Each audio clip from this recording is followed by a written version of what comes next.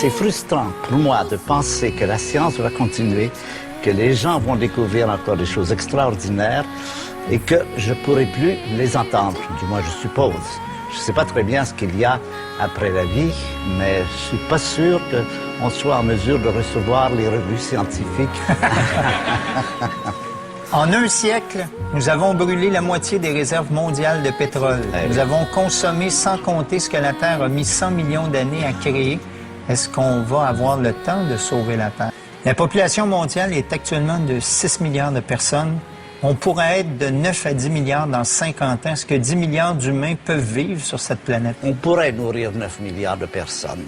Ce qu'on dit, c'est qu'il faudra certainement avoir moins de viande. La viande est quelque chose qui prend beaucoup du potentiel énergétique.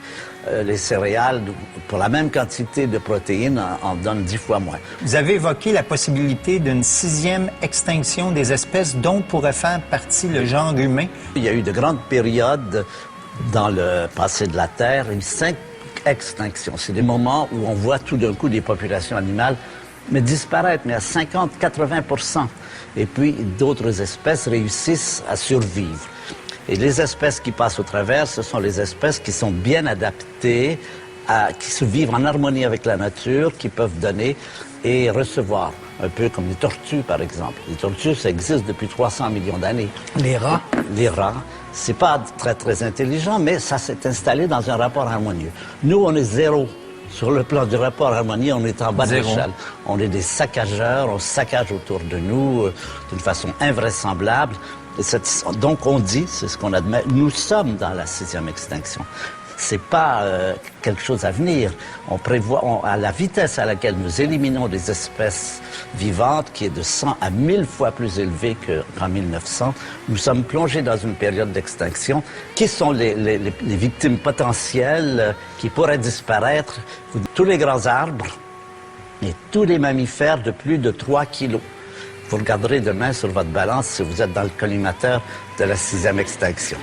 Jean Ziegler, le rapporteur spécial des Nations Unies pour le droit à l'alimentation, accuse les biocarburants d'être un crime contre l'humanité.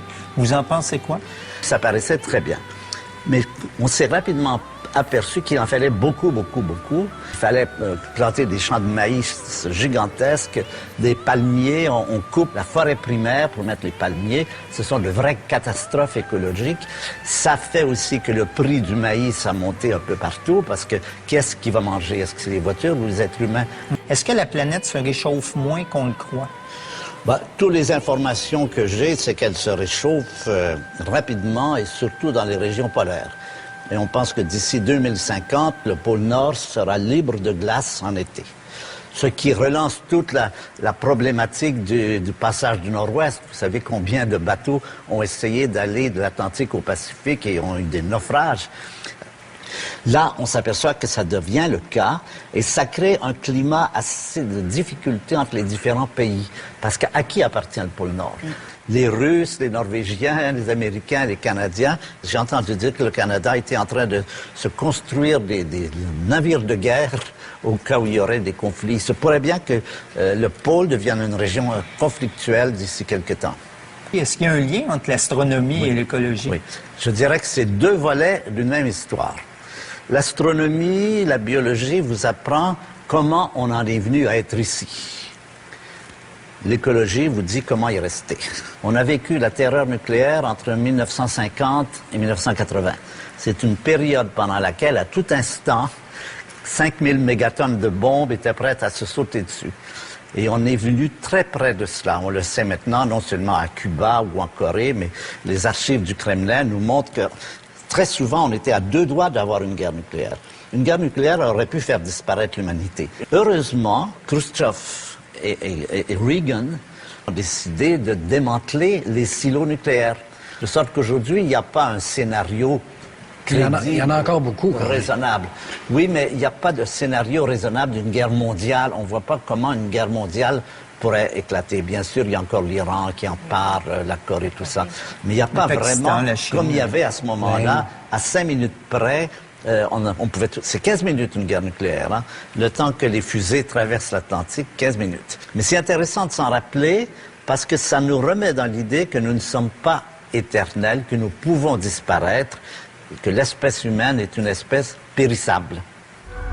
Terre, planète bleue accomplie, sont 4,556 milliards tours autour d'un soleil qui achève sa 25e révolution.